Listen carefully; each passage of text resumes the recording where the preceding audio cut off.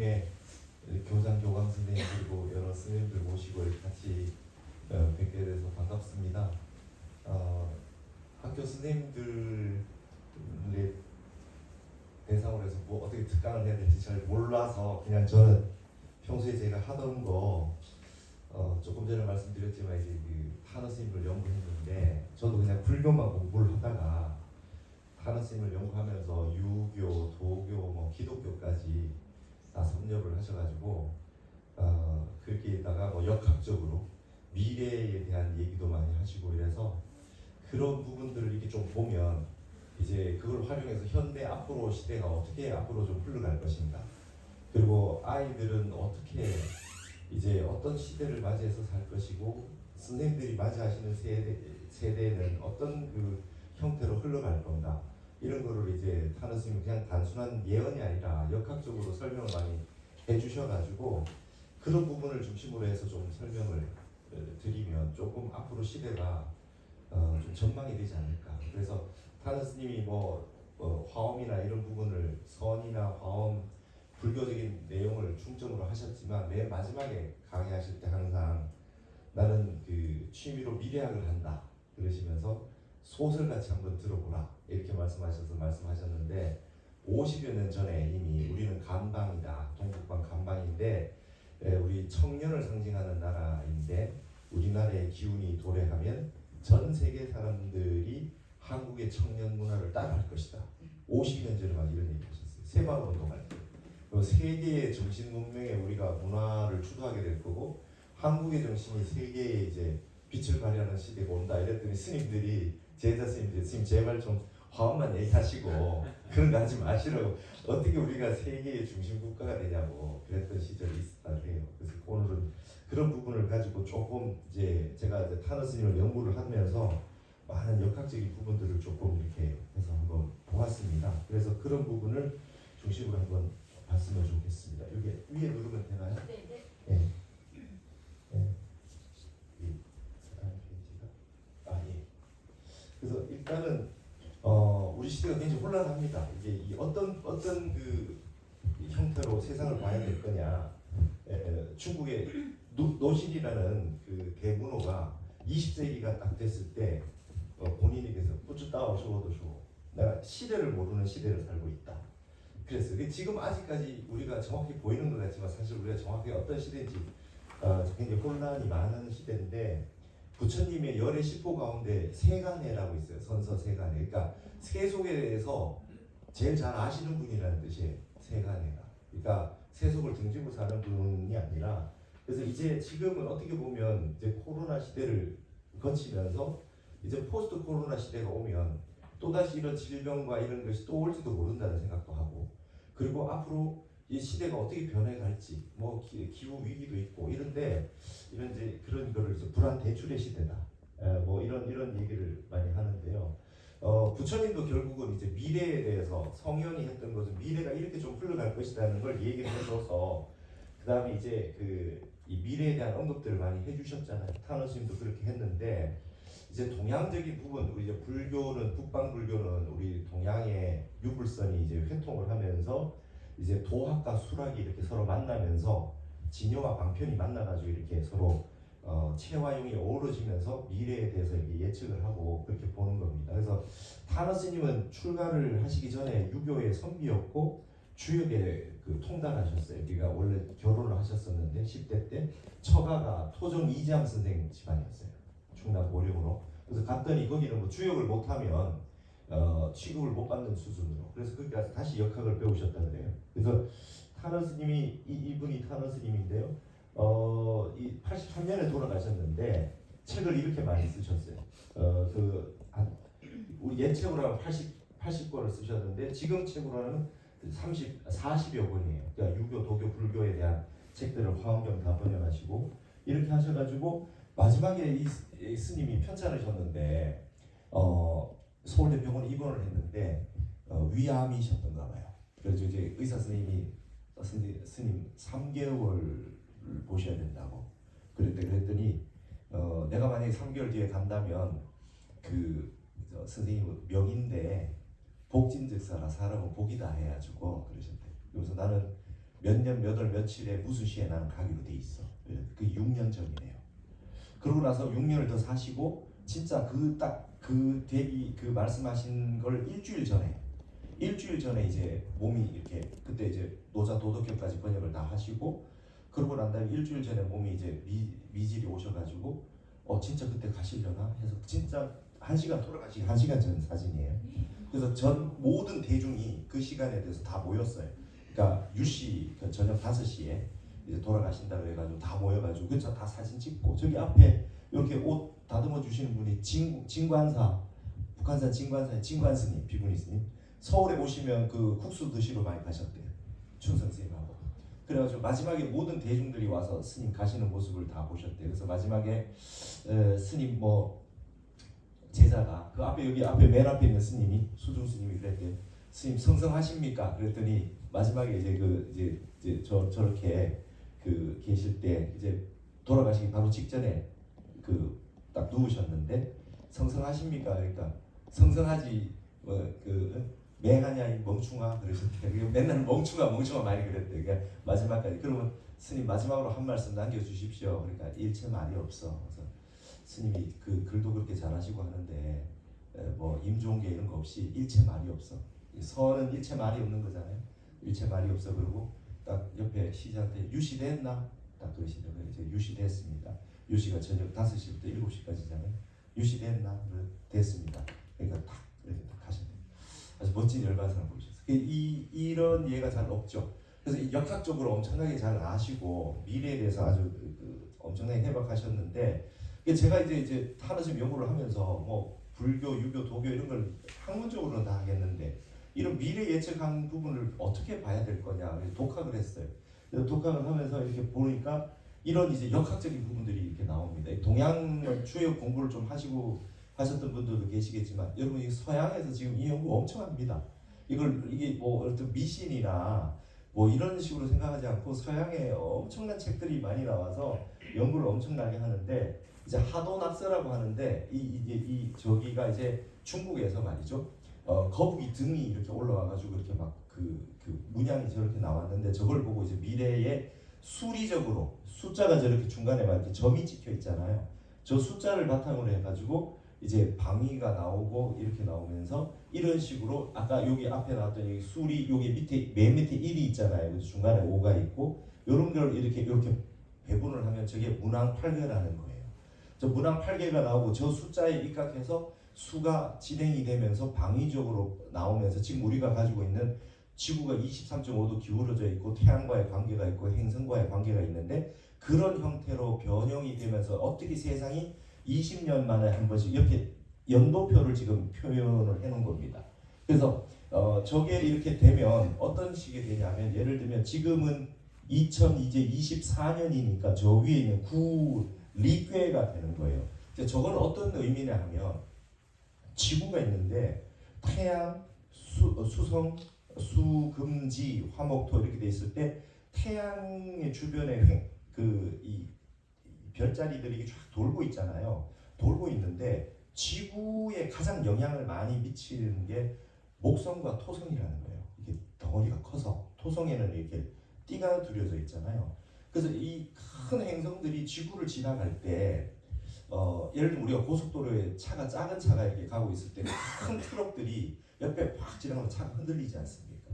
그러니까 이렇게 그 공전하는 주기가 다른데 토성하고 목성하고가 같이 일렬로 늘어서는 순간이 온대요. 거의 20년마다 한 번씩 늘어선대요. 그 늘어서는 공간이 저쪽에 위에 그 괴로 말하자면 이런 식으로 변형이 되면서 지금 우리가 1, 2, 3, 4로 되어 있는 순서대로 이렇게 방위로 이렇게 늘어선다는 거예요. 그래서 지금은 이제 8운이었는데 2004년부터 23년까지는 8운이었는데 이때는 뭐냐면 북동쪽에 그 목성과 토성이 늘어섰다는 거예요. 그쪽에 이제 지구에 진동이 오니까 그 20년 동안은 이쪽이 뭔가 굉장히 불안한 거예요. 북동쪽이. 그래서 북동쪽 있는 쪽에 산이 있어서 막혀진 부분들이 이제 기운이 좀 편안하다는 거예요. 그래서 이게 운이 이렇게 지나가는 운을 보면서 그때 이제 나오는 걸로 역학적으로 짠 거예요. 그러니까 천문학하고 시간, 공간이 다 배치가 된 걸 가지고 동양에서도 역학을 해서 하기 때문에 우리 지금 MBTI 해봐야 16개밖에 없어요. 근데 그걸로 사람 심리 상담을 하고 있는데 이건 엄청나게 복잡한 수리학적인 베이스에 입각해서 만들어진 거예요. 그래서 여기를 가지고 나와가지고 된 게 지금 이제 어떻게 되면 지금은 이제 2024년부터는 저 위에 있는 구운이고 리라고 하는 건 불입니다. 그리고 저기 이제 남쪽 밑에 이제 2024년부터 20년간은 목성과 토성이 남쪽에서 늘어서 있어서 남쪽에 산이 있고 북쪽에 물이 있는 데가 좋대요. 그러니까 이쪽이 이제 다 개발이 전체가 다 개발이 된대요. 예를 들면 제주도를 생각하면 제주도가 이 파룬에는 말이죠. 북쪽에 산이 있는 게 좋으니까 남쪽의 바다를 보니까 서귀포, 중문 해수욕장 이쪽이 개발된다는 거예요. 칠우는 저쪽이니까 어떻게 되냐면 그 성산 일출봉 있는 쪽이 개발이 되고 그 다음에 이제 구운이 되면 밑에 산이 있고 위에 물이 있는 데 좋으니까 이제 제주시 쪽이 이제 막 개발이 되는 거예요. 그러니까 그러기 전에 한 5, 6년 전부터는 기미가 나타나니까 제주도도 뭐 애월이다 이런 데가 막 제주공항이 생긴다고 막 이렇게 나왔어요. 이게 저런 식으로 지리학적으로 풍수 지리도 같이 연관이 돼 있고 수리도 연관돼 있고 이렇게 다 연관이 돼 있는 걸 이거 동양에서는 이렇게 연구를 했었어요. 그러니까 저거를 연구를 쭉 해서 연대별로 이렇게 쭉 변화되는 양상을 보면 어떻게 되냐면 이런 식으로 됐어요. 그러니까 이제 근대에서 놓고 이렇게 쭉 보면 우리는 항상 오운이라고 할 때마다 전쟁이 있었대요. 임진왜란 한국 전쟁이 오운에 있고 우리는 육운이 되면 육이라고 하는 거는 북쪽에 산이 있는 북서쪽에 산이 있어. 우리는 백두대간이 북서 방향, 북동 방향의 산이 이렇게 계속 막아져 있기 때문에 그쪽에 아까 말했던 그쪽에 산이 있을 때 목성 토성의 기운을 막아지를 때가 우리는 발복할 때예요. 우리나라는. 그래서 육운과 팔운에 우리가 좋았대요. 근데 육운에 거의 세종대왕, 뭐 정조대왕, 뭐 하여튼 우리나라는 뭐가 약간 그 어떻게 보면 독재고 어떻게 보면 어떤 영웅 같은 분들이 나와가지고 국가를 막 중흥해서 리드를 하는 오운에 전쟁 났다가 육운에 리더가 나오고 이런 식으로 카리스마가 생기는 이때도 이제 박정희 시대는 저 때인 거죠. 그럼 이렇게 나오다가 칠운이 나오면 칠운이 텐데요. 못입니다. 연못. 그러니까 여러분 보세요. 여기 육지가 있고 밑에 연못이 있으면 기운이 연못 있는 데를 비춘다고 생각하면 가불이 뒤집어져요. 음양이 바뀌어요. 그래서 여러분 저 84년부터 본격적으로 민주화가 온 거예요. 역학적으로는 이렇게 설명합니다. 그래서 저게 소녀고 그 백성이 중심이 되고 시민 사회가 형성되고 남녀가 평등하고 저기 이제 태라고 하는 건 서방이니까 서구 물결이 들어와서 관광이 자율화가 되고 그리고 저때 대규모로 기러기 아빠가 저때 영어를 해야 되는 시대. 그러니까 이제 서쪽 물질 문명 세계를 한번 훅 가면서 과학이 발전하고 그랬던 시절인데 팔운이 오면 이게 우리나라 간방이거든요. 태방은 미국, 유럽이고요. 근데 팔운이 오면 2004년부터 20년간은 산입니다. 산. 그래서 여러분 어떤 현상이 일어났냐면 저게 소남이고 우리나라 젊은 청년을 의미하는데 전원주택 붐이 일어나. 다 산으로 갔다는 거예요. 템플스테이가 저때 본격적으로 했고 언제부터 그렇게 골프를 쳤다고 다 산에 가서 골프를 치고 있고 그 다음에 환경과 생태 에콜로지가 발전을 하고요. 그 다음에 아시죠? 애들이 전부 교복처럼 노스페이스를 입고 다니는 시기 그리고 외국 나가는데 다 등산복 입고 나가고 그죠? 그러니까 하여튼 나는 자연인이다라고 하는 게 이제 뭐 저 시즌이에요.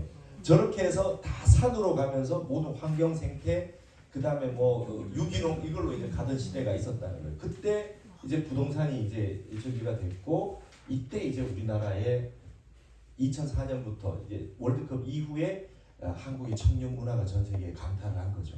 그러니까 타너스님이 이 시절을 얘기한 거예요. 언젠가 우리에게 기운이 올 때 전 세계 한국의 청년이 하는 걸 전 세계인이 다 따라한다.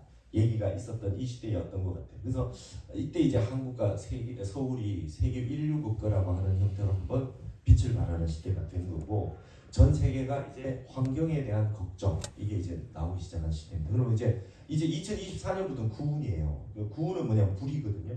여기 보시면 불의 시대입니다.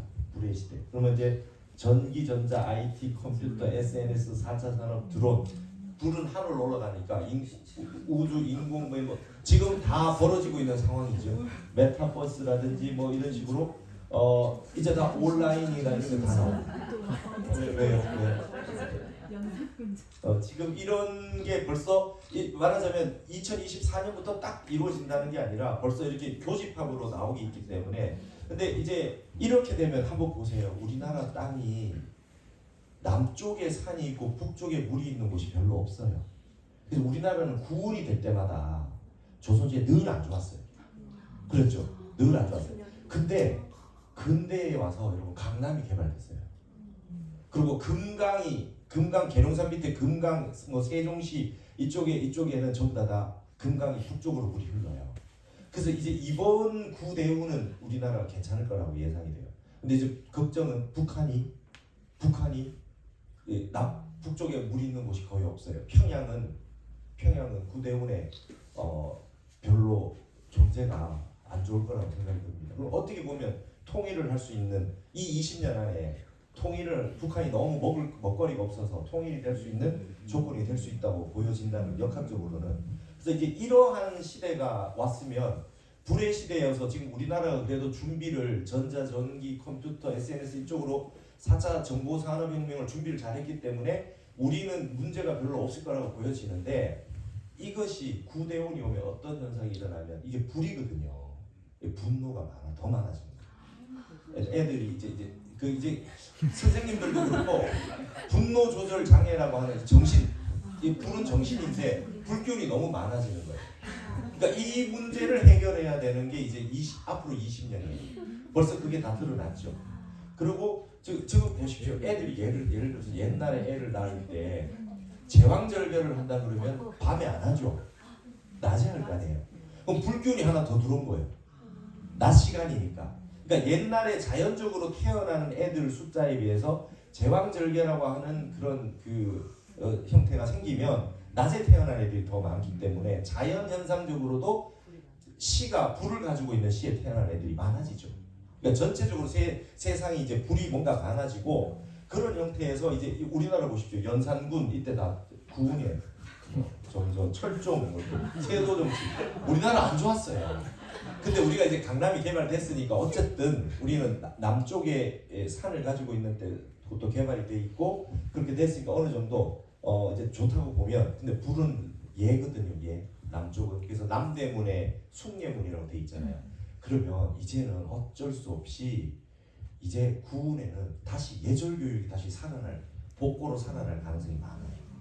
그러니까 칠운이라고 하는 게 이게 칠운이었잖아요. 칠운에 보면은 이제 가벌이 도치가 되고 음양이 도치가 됐던 시절이기 때문에 다 평등한 거. 그다음에 이제 예를 들면은 갑에 대한 의례 시대였어요. 저때 전부 이제 페미니즘이 나오고 여성학이 등장을 하고 해서 한번 평등이라고 민주라고 하는 걸 한번 쭉 갔어요. 근데 8운에 오면서 그러니까 여러분 제가 광화문에 나가 보면 되게 재미난 현상을 발견했어요. 조계사 갈 때. 이제 코로나 전에요. 한쪽에는 군가가 나와요. 그죠? 태극기 부대. 아직 군가가 나와요. 뭐 멸공의 횃불 막 이런. 한쪽에는 철의 노동자가 이렇게 나와요. 근데 지금 그때 당시 우리 8운을 살고 있었는데 6운의 산업화 시대에 어떤 절대적인 파워풀한 리더에 입각해서 국가 전체가 나가던 시절과 그다음 민주화에 행사했던 시절이 지났는데 8운인데도 우리가 6운, 7운에 있었던 그런 문화가 아직까지 자리 잡고 있고 지금도 그 세대가 지금 세대 공감을 못 하고 있고 국가가 이제 이렇게 정치적인 견해가 막 반으로 나눠져서 저 그런 거 봤어요. 신도분 중에 상견례 하다가 아버지끼리 싸워가지고 파혼한 거 봤어요. 근데 이 신랑 신부가 이 중매 결혼을 하는 거라 연애 결혼을 안 해서 그냥 너무 싸워대니까 그냥 파혼하기로 했대요. 그까지 봤어요. 그러니까 지금 우리로 보면 6과 7 대운에 있었던 그 시대의 상황이 지금 대립을 하고 있는 거예요. 우리는 지금 8운을 지나서 자연 생태를 지나가지고 9운이 와서 이제 세상은 불의 시대에 왔는데 아직까지 그걸로 싸우고 있는 어떤 시대착오적인 걸 하고 있다고 보여준다고 봅니다.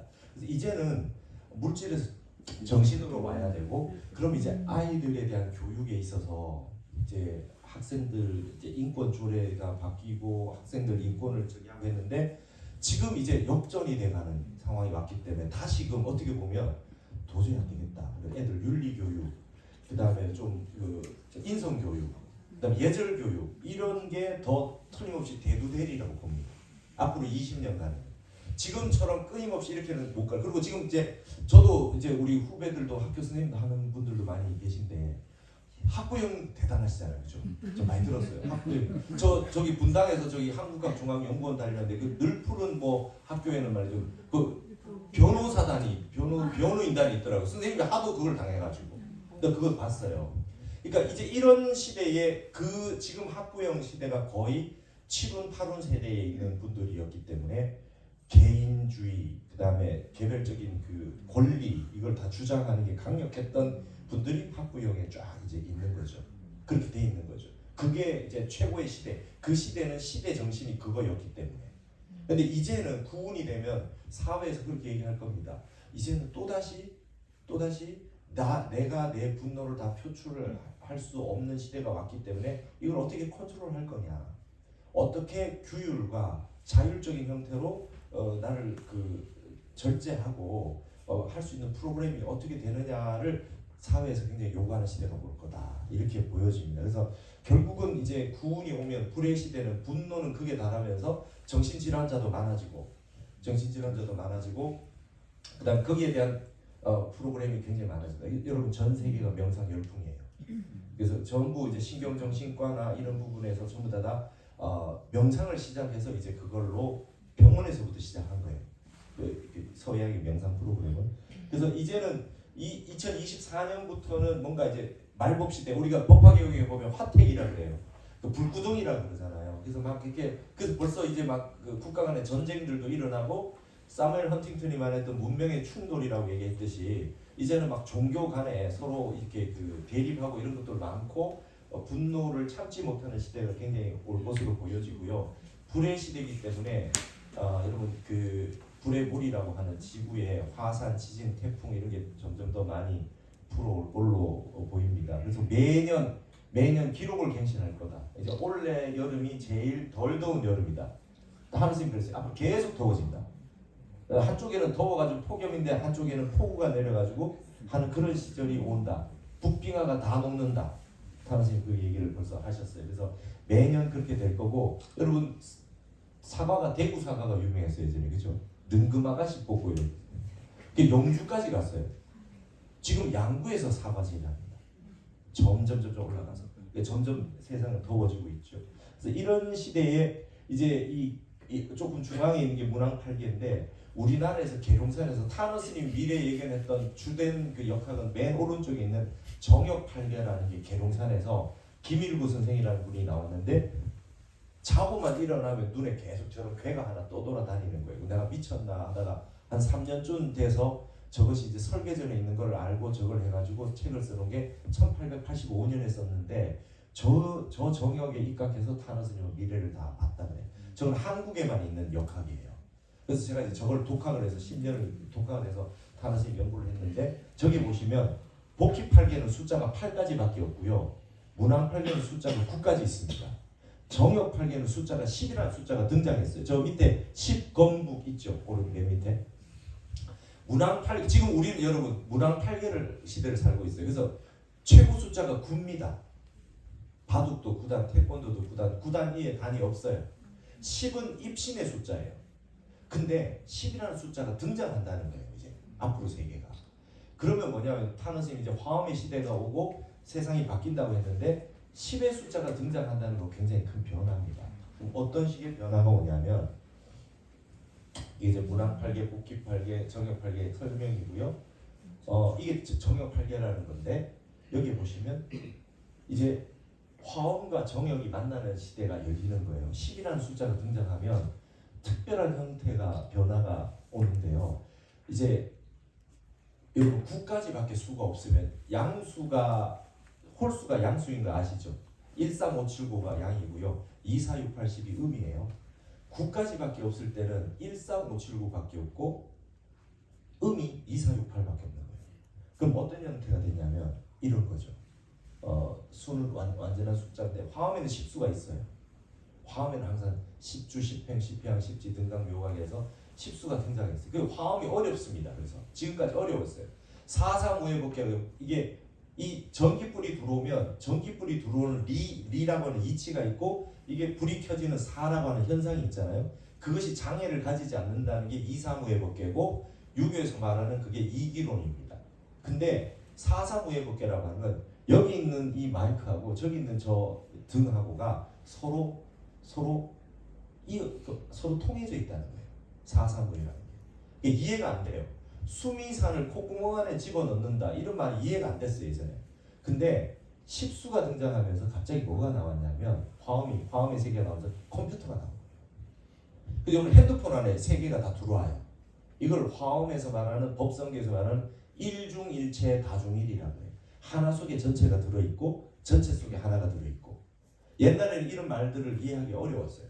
예전에 TV에 우리 외할머니 그러셔서 TV에 최불암이 라면을 먹고 있으니까 저 사람 맨날 라면만 먹는다. 밥 좀 줘라 그랬잖아요.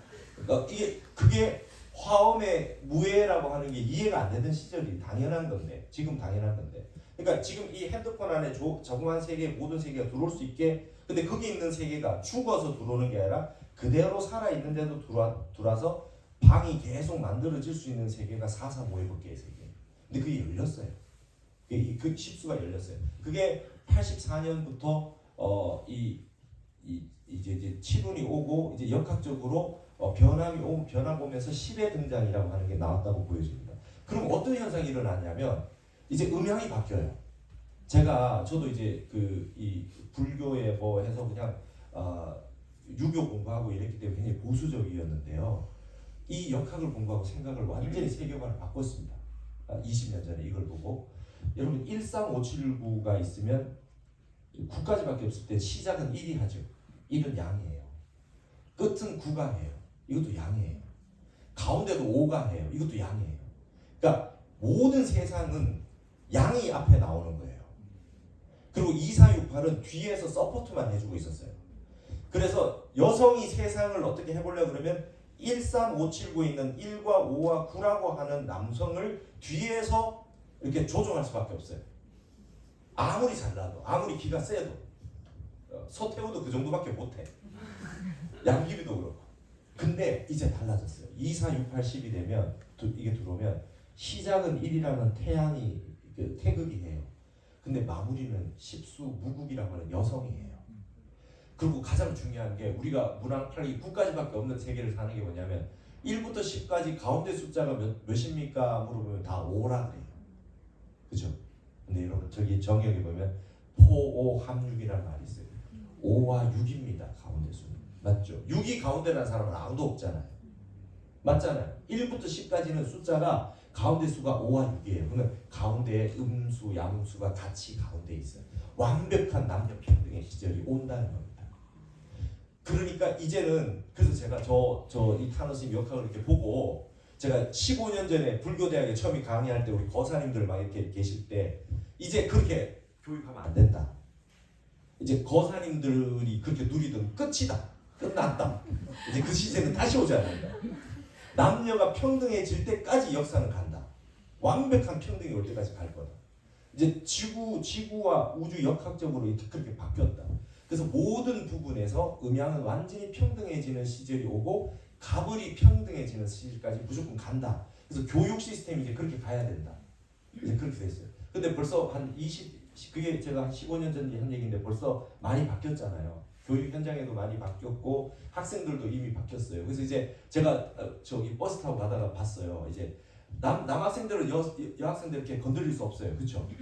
여학생들이 남학생 뒤통수를 막 때리더라고요. 막 이렇게 그런 경우도 있어요. 그만큼 이제 평등해지기 위해서 한번 이쪽으로 확 눌러준 거예요. 그게 페미니즘이에요. 불평등하니까 이쪽으로 확 눌러줘야 되니까 그렇게 강력한 페미니즘이 나올 수밖에 없지만 이제는 평등해질 때까지 간다. 그래서 그걸 정음정양이라는 말이 정역에 등장합니다. 이게 1885년에 벌써 그런 책이 나왔어요. 우리나라에서. 그래서 이제 이런 형태가 나오면 이제 종교가 사라진대요. 교파가 사라진대요. 이제 한 덩어리가 된답니다. 그러니까 내 종교 네 종교가 아니라 그냥 한 덩어리가 되는데 유교, 도교, 불교, 기독교 뭐 이렇게 한 덩어리가 될 거고요. 지금 이슬람과 기독교 세력의 전쟁은 극단주의자들끼리 전쟁인데 저걸 거치고 나면 이제 그냥 종교라고 하는 색채가 좀 많이 깔아앉고 보편적인 이 마음의 시대로 접어들 것 같아요. 그래서 유교에서 말하는 극기복례라는 말이 참 이제 우리 불교에서는 제법 무한데요. 도교에서는 지무기, 지극한 사람은 내가 없다 이건데 무아의 정신인데 유교에서는 극기라고 하는데 나를 극복해서 예로 돌아간다. 이게 구원에 딱 맞는 말인 것 같아요. 내가 가지고 있는 감정, 기질, 이 분노를 어떻게 조절해서 상대편에 대한 배려로 돌아갈 수 있느냐로 이제 문제가 되는데 극기는 지금 보면 극화가 아니냐 이거죠. 내가 가지고 있는 불교는 어떻게 조절할 거냐. 그래서 마음을 어떻게 일어난 마음을 무심과 부동심으로 돌릴 수 있을 거냐 이 문제로 간다고 보고 그러면 모든 세상의 종교는 종교의 교리적 문제가 아니라 교리의 문제가 아니라 이제는 어떻게 내 마음을 평온하게 하고 세상을 안정되게 하는 쪽으로 갈 수 있느냐라고 하는 한 가지 목표에 이제 합의를 보게 될 거다. 그래서 마음 수행이 보편화된 사회가 되게 될 거다. 그래서 무의식적으로 전 세계가 명상을 하게 되는 것 같습니다. 기독교 세계도 다 명상을 합니다. 근데 이 명상이 굳이 종교가 불교이지 않아도 상관없어요. 이제는 누구나 다 명상을 해야 되는 시대가 왔다라고 보여집니다. 그래서 이게 이제 정역에 나온 이런 책이 있어요. 방고화 원년 이민이라는 글이 나오는데 말하자면 1885년에 정역이라는 책이 나오고 난 다음에 이민년부터 새로 시작한다는 거예요. 그러면 저게 100년 뒤의 일이니까 1985년 이후에 이민년에 뭔가 그때부터 큰 변화가 오는데 그게 재작년이었어요. 2022년이었어요. 그래서 정역 출현 뒤 100년이 됐을 때 1985년부터는 건본이 바뀐다, 음양이 바뀐다. 이 정역은 칩수가 등장했잖아요. 그러니까 이 타너스님이 저기 잘못돼 1984년이에요. 타너스님이 1983년에 돌아가셨는데 1984년 갑자년부터 60년간 엄청나게 변화가 올 거다. 그러고 돌아가셨는데 실제로 2044년까지가 이제 지구상의 기후 위기 저기 환경 변화가 굉장히 많을 것으로 보이고요. 이제 2022년부터 본격화된다고 보여집니다. 정역에 의해서 제가 이제 그 연구를 해서 이렇게 글도 쓰고 했어요. 근데 이제는 기독교에서 타노스님 그렇게 얘기해요. 기독교에서 불로서 심판한다. 불로서 심판한다는 말이 다른 게 아니라 지구 안에 이제 불의 기운이 형성이 돼서 이게 북빙하를 녹이면 북빙하를 다 녹게 되면 지구 전체가 엄청난 변화가 온다는 거예요. 지금 거의 다 녹아가고 있습니다. 아마 2044년 갑자년까지는 거의 다 녹을 것 같아요. 그게 다 녹고 나면 지구에 있는 환경 생태는 지금하고 완전히 달라져요. 그래서 이제 그 빌 게이츠 같은 사람 뭐라 그러냐면 환경 기후 위기라고 얘기하지 않고요. 기후 재앙이라고 해요. 클라이밋 디제스터라고 표현합니다. 이제 재앙이 온다고 보여지는 거예요. 그래서 이런 형태가 왔을 때 그래도 지진이나 이런 부분에 한국 땅이 제일 안전하대요. 안전하고 한국인들이 해줘야 될 일이 많대요. 전 세계에. 그런 이야기를 타노스님이 많이 하셨습니다. 그래서 1984년부터 이제 곤도로 바뀌었다. 이것의 상징이 86 아시안게임, 88 올림픽부터 시작해서 한국에 뭔가 기운이 오기 시작했고 그 다음에 중요한 거는 이제는 무력의 시대가 끝나는 시대가 옵니다. 그래서 여러분 무력의 시대에서 제가 만든 말이에요. 물력의 시대가 온다. 여러분 무력으로는 지배를 할 수 있지만 물력이란 말이 없잖아요. 근데 지금 한국이 하는 일이 식민 지배를 무력으로 지배하는 게 아니라 고려대 홍일식 교수님도 얘기했듯이 문화영토란 말을 써요. 거기에 있는 외국인들이 한국의 문화를 향유해서 한국을 좋아하게 되면 굳이 식민지 하지 않아도 그 사람들은 한국 친화적이 되잖아요. 자 지금 한번 보세요. 우리 여기 교장 선생님 계실 때는 옛날에 팝 음악해서 영어 공부하셨던 시대. 저 같은 경우는 그 중국 영화 홍콩 르와르보다 중국가가 세대거든요. 우리 뒷세대는 일본 애니메이션하고 만화 게임하다가 일본어 다 배운 세대예요. 전 세계는 지금 한국 드라마 보고 영화 보고 해서 한국어 배우는 시대입니다. 자, 이 10대, 20대 아이들이 전 세계 아이들이 40대, 50대가 됐을 때 어떤 변화가 일어날까요? 각 나라의 총리, 장관, 대통령, 영부인 이런 유지들이 한국어를 한번 다 본 애들이 커가지고 지금 이제 영향력을 미칠 사람이 된단 말이죠. 그런 시대가 오는 거예요. 한국을 모르는 세상 사람이 없는 시대가 한번 온단 말이죠. 그럼 우리의 문화력이 전 세계에 이제 파급을 이제 일으키리라고 봅니다. 그래서 정신문화라고 하는 한국의 정신문화가 굉장히 중요한 시대가 왔다 이렇게 보여지고요. 그럼 이제 우리가 감방이라고 하는 데가 뭔가 우리가 시 만물 종 만물이라고 하는 역학이 우리나라에서 뭔가 새롭게 시작하고 마무리를 한대요. 그래서 타너 스님은 한국의 통일이 굉장히 중요하다. 여러분 지구에는 북극과 남극은 있지만 동극과 서극은 없다는 거예요. 그러니까 북극과 남극은 없고 동극과 서극은 없기 때문에 동서의 냉전은 결국 해소될 거다. 좌극 우극은 없기 때문에 좌파 우파는 결국은 해소될 거다. 근데 마지막 남는 지구의 과제 상황은 남극과 북극이 있기 때문에 마지막 과제 상황은 빈부격차예요. 이게 해소가 안 된다는 거예요. 아래 위에 이 해소가 안 된다는 거예요. 이제 여기가 이제 마지막 남은 문제인데 이 문제가 인간이 해결하지 못하고 지구 땅이 움직이면서 동일하게 지진이 같이 나면 잘 살고 못 살고가 없어요. 공동 대응할 수밖에 없어요. 여러분 좀 이제 뭐 약간 좀 이제 정역의 시대가 왔으니까 먼 미래라고 생각해 봅시다. 여러분 저기 경주 포항에 지진 났을 때 그 필로티라고 해가지고 이렇게 1층에 지하에 그 주차장 놓고 이렇게 기둥 서 있는 데가 막 무너졌어요. 서울 경기도에 정도는 아무도 관심 없어요. 근데 그게 서울 경기권에 있었다고 생각해 보세요. 공동 대처를 하지 않으면 안 돼요. 여러분 제가 2024년에 2022년에 미국에 초청받아서 법회하러 갔어요. 거기 가서 이거 강의했어요. 이런 시대가 온다고. 이민년부터 이제 온다고 그랬어요. 근데 뉴욕에 있는 분들이 다 콧방귀 꼈어요. 맨하탄에 있는 분들 뭐 저런 얘기를 했냐고. 얼마 전에 뉴욕에서 지진 났어요. 새벽에 문자로 그 강의 들었던 분 지진. 뉴욕 맨하탄에서 뉴저지 지진이 나서 뉴욕이 흔들렸어요. 그 뉴스 보셨어요? 유엔에서 회의하다가 지진이 나서 중단됐어요. 그 회의 중단하자고. 자, 전 세계를 움직이고 있는 사람들이 자기네들의 문제로 인식하게 됐을 때 어떤 변화가 올까요?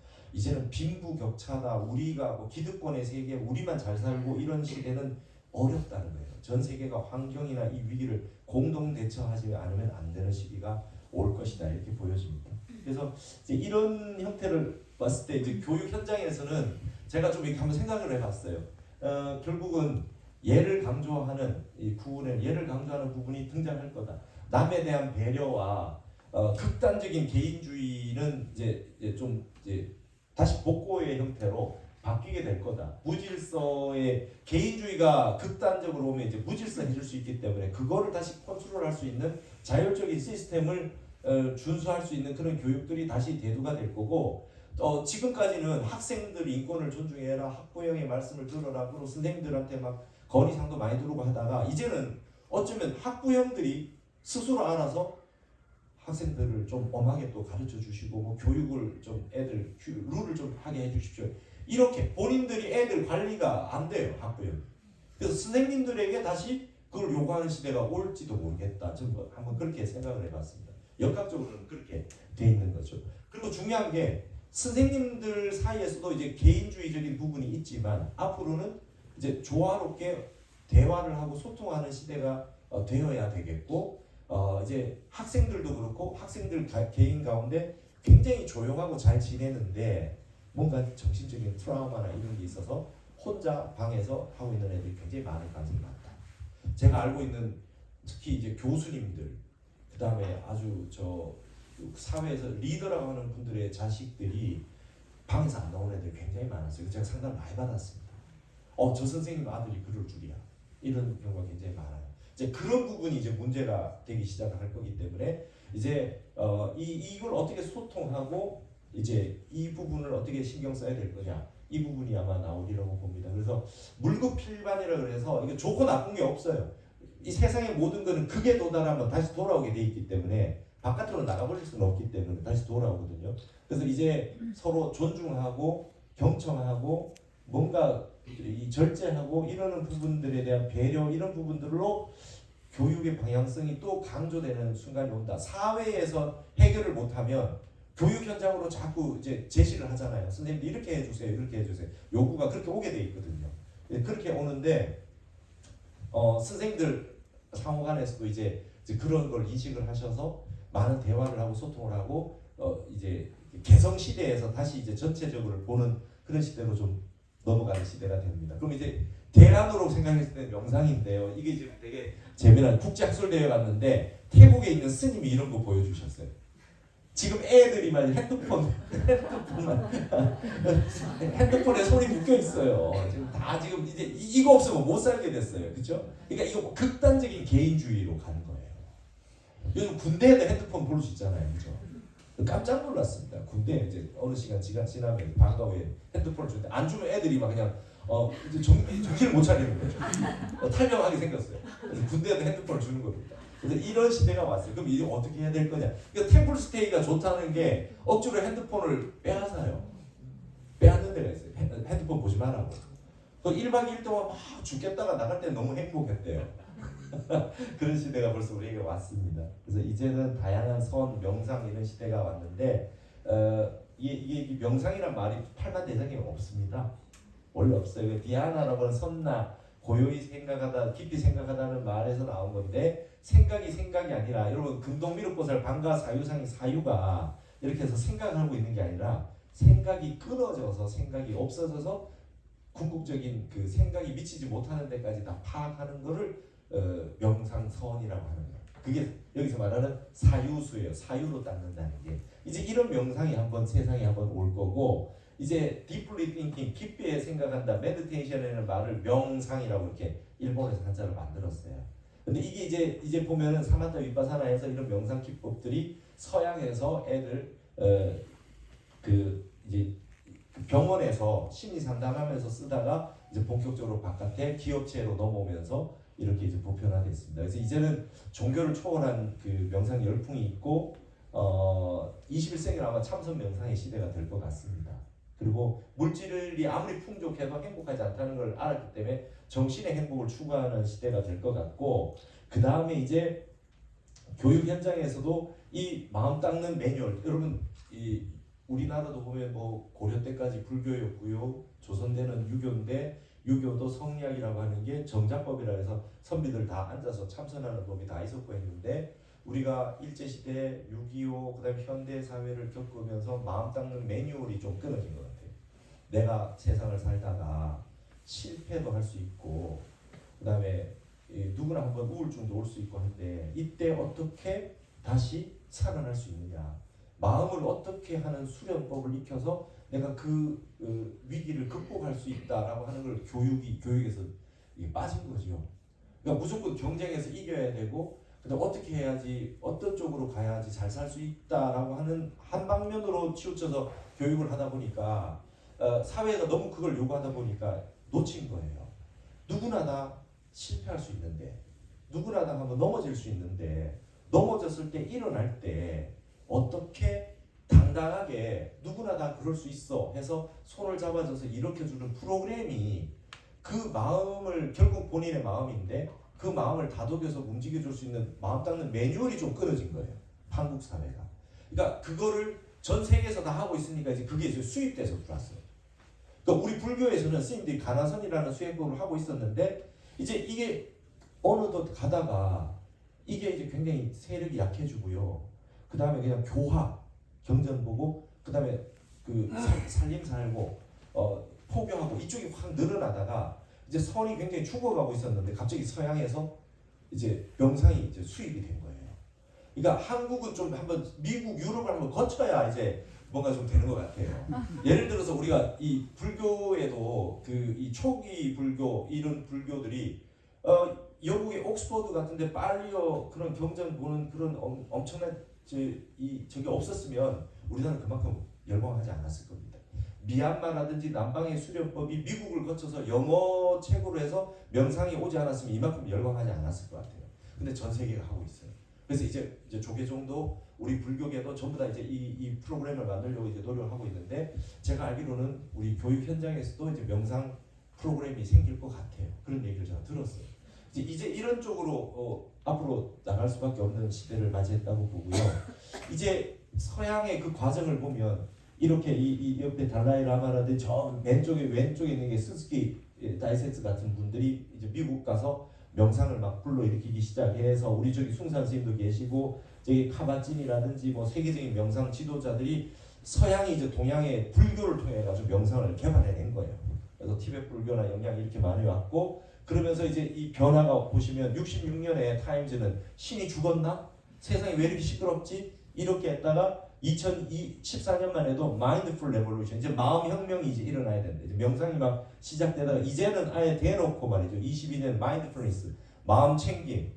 어떻게 이제 이 교를 안 하면은 프로페셔널한 직업을 가진 사람들이 이 명상을 하지 않으면 시대에 뒤처진 사람처럼 휴가를 가면 무조건 명상센터로 휴가를 가는 게 이제 미국의 어떤 그런 형태가 됐어요. 여러분 그래서 명상이라고 하는 게 이제 서양에서는 뇌과학하고 연관이 돼가지고 명상을 하기 전에 뇌와 하고 난 뒤에 뇌 그걸 1주 한 사람과 그다음에 5주 한 사람, 1년 한 사람, 10년 한 사람 뇌를 다 분석해가지고 뇌가 이렇게 된다라고 하는 걸 다 해서 이제 과학적으로 증명을 해나면서 이제 이게 보편화되고 있어요. 그래서 여러분 저기 명상하는 뇌라고 우리나라 책으로 번역된 책 같은 거 보시면 명상을 하고 이후에 어떤 형태가 나타나 연구가 잘 된 책들이 벌써 이만큼 많이 나와 있습니다. 전 세계에 아주 그냥 이 열풍입니다. 명상이라는 게.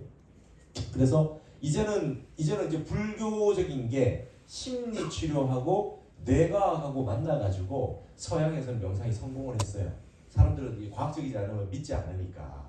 그래서 달라이 라마가 명상하는 스님들 뇌 분석을 하라고 과학자들에게 그 프로젝트를 줘가지고 그때부터 시작이 돼서 본격적으로 이렇게 이만한 세상까지 이렇게 오게 돼서 이제 이렇게 됐어요. 그 신경정신과로 해결하지 못하는 부분들을 이런 프로그램으로 뭐 1주 프로그램, 4주 프로그램, 8주 프로그램 이렇게 해서 하는 형태가 나왔습니다. 그래서 마음 챙김이라고 하는 건 그냥 심플합니다. 원리는 이거 원각경에 있는 구절인데 마음을 챙긴다, 뭐 알아차린다 이런 게 모든 게 원각경에 있는 저 한 구절로 요약이 되죠. 염기즉각 어떤 한 생각이 일어난 거를 지각하면 각지증무 지각하는 순간 사라진다는 거예요. 예를 들면 내가 화를 내고 있는데 화를 내고 있을 때 그냥 일직선으로 달려가고 있는데 화를 내고 있다라고 하는 걸 지각하는 순간 아 내가 화를 내고 있구나라고 완벽하게 제대로 알아차리면 걔로부터 객관화시켜서 좀 멀리 떨어질 수 있는 스타트가 된다는 거예요. 그러니까 서양에서는 명상이라는 게 이것부터 시작을 했어요. 한 생각 일어난 순간을 내가 알아차렸을 때 그걸 객관화시켜서 내 속에 있는 다른 나가 화를 내고 있는 나를 지켜볼 때 이제 그 가속도가 붙지 않는다. 불을 끌 수 있다. 이렇게 된 거죠. 그래서 이런 부분들을 이제 프로그램을 많이 하셔서 이게 제가 미국에 가서 보니까 산타모니카에 요가 난다라고 하는 명상센터인데요. 여기가 이제 밑에 보면 올 웰컴이에요. 종교하고 상관없대요. 아무나 다 와도 돼요. 이 휴가철에 전부 여기 가서 명상을 하는데 여기 보면 이런 건물에 저기 건물 보면 위에는 연꽃 있고 뭐 무슬림들 뭐 하여튼 모든 세계 종교가 다 해가지고 건물 하나 만들어놨어요. 그래놓고 밑에 뭐라면 템플 open for meditation only. 그죠? 여기는 딴 거 하러 종교가 뭐해도 다 와도 상관없는데 다른 종교 행위는 하지 마셔라. 오직 명상만 해라. 이게 그 LA 주변에 산타모니카 최고의 휴양지에 있는 명상센터. 휴가 되면 여기 가면 밀려서 들어갈 수가 없어요.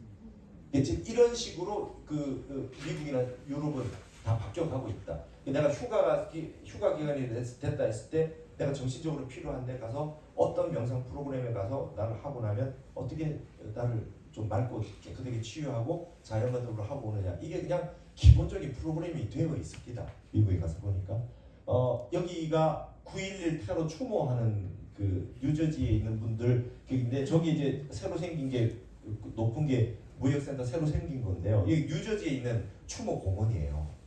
근데 여러분 저기 보시면 자유의 여신상에 부처님 열반상 하고 있어요. 여기 이렇게.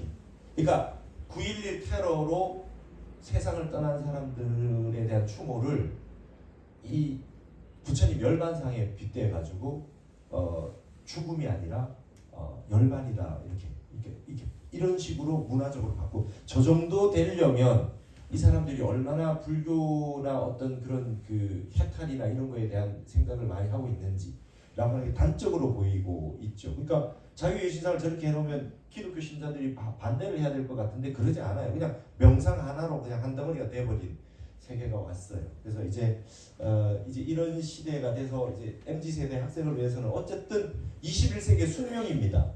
종교가 탈종교화가 될 거고 고통은 점점 가속될 거고 일체계고 그다음 과학 기술이 접목이 될 거고 이 스마트 세계를 이 지혜의 세계 어떻게 접목시킬 거냐. 그다음에 명상 과학들이 이제 이걸 대중화를 가속화해서 미신이나 뭐 이런 부분이 아니라 이제 과학적으로 변화해서 그 형태 나오지 않겠느냐. 이제 학생들에 대한 영상 프로그램도 나올 거고 그래서 이제 선생님들께서도 이제 제가 늘 많이 하는 게 이런 얘기입니다. 어쨌든 우리 제가 해암큰 스님이라는 분을 모셨는데요. 이분이 55년 동안 안 눕고 장작을 하셨어요. 그래서 그분 마지막 제가 시봉을 했는데 이 스님이 법문하실 때 이래요. 아따 지옥 돈을 벌어서 지옥을 샀어. 그래요. 돈을 벌어서 지옥을 샀어. 돈을 버는데 막 나쁘게 욕심 부려서 막 돈을 벌면 죽어서 돈은 놔두고 갈 때 엄만 가지고 가니까 돈을 벌었는데 지옥벌이 했다 이거죠. 이 욕망이라고 하는 것이 이렇게 허망하다는 걸 이렇게 돈을 벌어서 지옥을 샀다는 거예요. 돈을 벌어도 많이 벌어도 행복하지 않다. 여러분 돈 많은 분들이 거의 한 100억 이상 되는 분은 거의 밤에 잠을 잘 못 자요.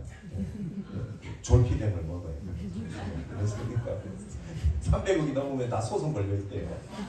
그러니까 돈 많은 세계가 별로 좋은 세계가 아니에요. 마음 편한 세계를 만들어야 되는데 마음 편한 방법을 몰라요. 그러니까 어쨌든 이런 프로그램이 나와서 21세기 인류의 과제는 마음 산업이다, 마음 혁명이다. 마인드 인더스트리가 이제 어떤 형태로든 마음을 얘기해요. 여러분 그거 아십니까? 한국의 절 숫자보다 요가학원 숫자가 더 많아요. 요가학원 숫자가 능가했어요.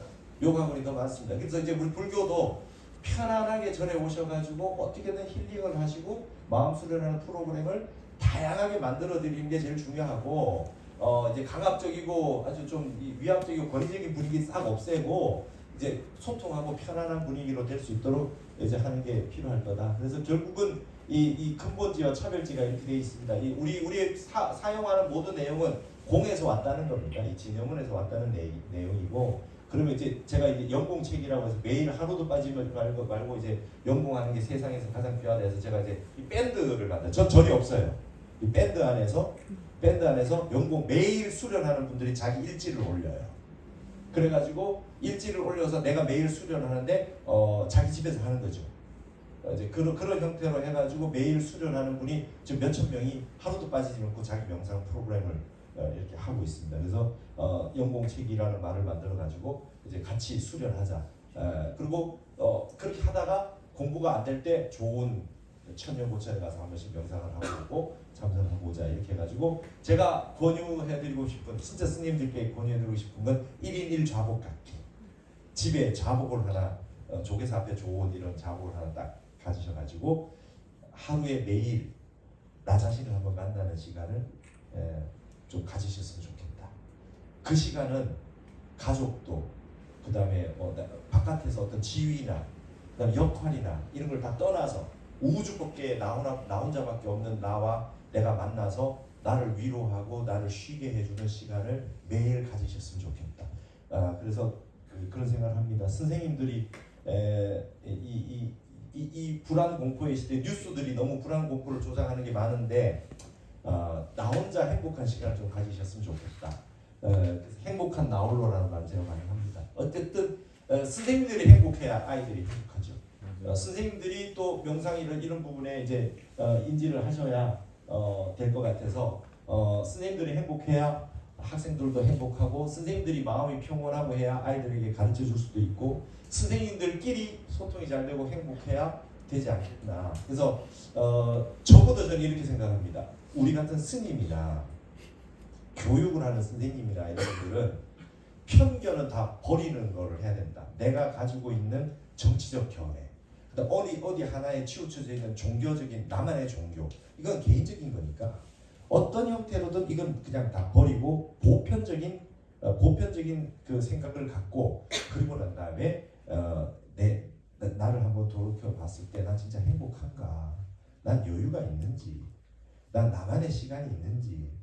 정말 내가 나를 행복해주고 있는 프로그램을 매뉴얼을 돌리고 있는지 이걸 한번 생각하셔가지고 하루에 한 번은 좌복에 이렇게 앉으셔서 종교를 떠나서 각자의 기도를 하시면서 명상을 하시면서 딱 한번 보셔가지고 마음을 고요하게 하시고 마음을 여러분 이게 백회가 있어요. 이 인간 구조의 하늘의 기운을 받고요. 회원부라고 있어요. 항문 밑에 회원부라고 하는데 이걸 일자로 딱 만들면 기운이 이렇게 돈대요. 그래서 이 물의 기운은 뒤로 올라오고 불의 기운은 이렇게 내려가요. 그래서 이렇게 딱 스님들처럼 지금 좌복에 딱 앉은 부처님 불상처럼 딱 앉으면 삼각형이 돼서 무게 중심이 센터에 딱 오게 돼. 여기가 아니라 하단전에 딱 잡힌대요. 이게 앉아만 있어. 거기에서 입을 혀를 위에 입천장에 딱 붙이면 기운이 도는데 이제 이게 열리지 않는데요. 그래서 여러분 명상할 때 혀를 입천장에 붙입니다. 그래서 명상에서 가장 해로운 게 많이 먹는 거하고 말 많이 하는 거예요. 그러니까 입이 닫아져 있어야 기운이 도니까. 그래서 혀를 입에 딱 붙이고 그냥 편안히 앉으셔가지고 마음을 하단전에 딱 넣고 한 1.5m에서 2m 되는 데를 딱 보시면서 명상 자세를 딱 취하고 가만히 계시는 게 어마어마한 일이에요. 여러분 지구가 돌고요. 우주 법계가 다 돌고 있어요. 다 돌고 있고 우리 몸에 피가 돌고 있고 기운이 돌고 있어요. 이거를 스탑하고 쉬고 있다라고 하는 거는 쉰다라고 하는 거는 엄청 어려운 일입니다. 가만히 앉아 있다는 게 굉장히 어려운 일입니다. 근데 우리가 요구하는 모든 역대 성인들이 다 하는 게 부동심하라 무심하라거든요. 될 수가 없어요. 엔트로피 법칙이에요. 엔트로피 제2법칙. 무질서가 계속 증가하고 생각은 계속 일어나고 우리 몸은 계속 돌고 있고 세상도 돌고 니도 돌고 나도 돌고 막 다 돌고 있어요. 다 돌고 생각도 돌고 계속 돌고 있는데 이거를 멈춘다는 거는 굉장히 위대한 일입니다. 그래서 그 자세를 취해서 앉아서 하단전에 마음을 놓고 이렇게 딱 보면서 내 마음을 딱 관찰해서 생각이 많아지니까 처음부터 공이 되지 않아요. 그래서 세상의 모든 수련법의 원리는 똑같습니다. 마음법 귀입니다. 만 가지 생각을 하나에 집중해요. 만 가지 생각이 갑자기 공으로 쑥 들어가면 좋겠는데 이게 잘 안 되니까 모든 생각을 하나로 딱 집중하는 겁니다. 그래서 연구를 하든 다란이를 하든 그 다음에 화두를 들든 그 다음에 기독교 신자 같으면 주기도문을 외우든 뭐든지 좋아요.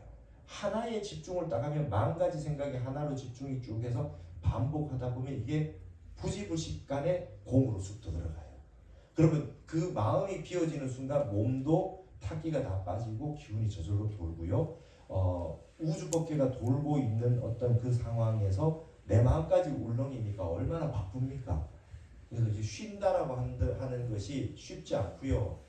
그래서 뭐 하루에 10시간씩 좌선하는데 가만 앉아 있는데 이제 스님들한테 그런 얘기를 하거든요. 선원에 90일을 그렇게 정진하고 있는데 앉아 있는 거 누가 못해? 이런데 안 돼요. 앉아 있는 게 쉽지 않아요. 멈춘다는 건 쉽지 않습니다. 그걸 이렇게 좀 하시다 보면 이제 오늘부터 시작해서 매일 조금씩 이제 하시다 보면 굉장히 다른 세계가 옵니다. 매일 하지 않으면 이게 잘 안 됩니다. 그래서 제가 영공인을 하셔야 된다. 1년에 한두 번 돼요. 1년에 한두 번 50분 한 게 5분 지나가듯이 쑥 지나갈 때고 그게 선정이에요. 그 사마타를 해요. 그 마음이 하나 집중이 딱 되면서 생각이 싹 사라지는 순간이 한 번 옵니다. 한 번이 중요합니다. 한 번만 딱 되면 그 다음부터 딱 앉으면 길이 딱 나서 이제 고요한 상태를 내가 유지할 수 있어요. 말로 표현하기가 좀 어려워요. 내가 체험을 해봐야 됩니다. 서양 사람들은 여기에 빠졌어요. 이게 최고라고 하는 걸 알았어요. 그 어떤 종교와 어떤 신을 믿는 것보다 내가 내 스스로 수련을 해서 마음을 비워가지고 그렇게 돌아가는 게 제일 좋다는 걸 알았어요. 그래서 1인 1 자복을 가지시고 마음은 혼자 나 혼자 하는 행복한 수련을 하나 하시고 그리고 자연과 함께 하시고 그렇게 하셨으면 좋겠다. 그리고 뭐 재미는 없지만 제가 늘 하던 강의 여러 개를 엮어가지고 PPT가 막 여러 개가 막 있죠. 하여튼 오늘 이걸로 그냥 했으면 좋겠습니다. 마무리하고 선생님들 제가 존경합니다.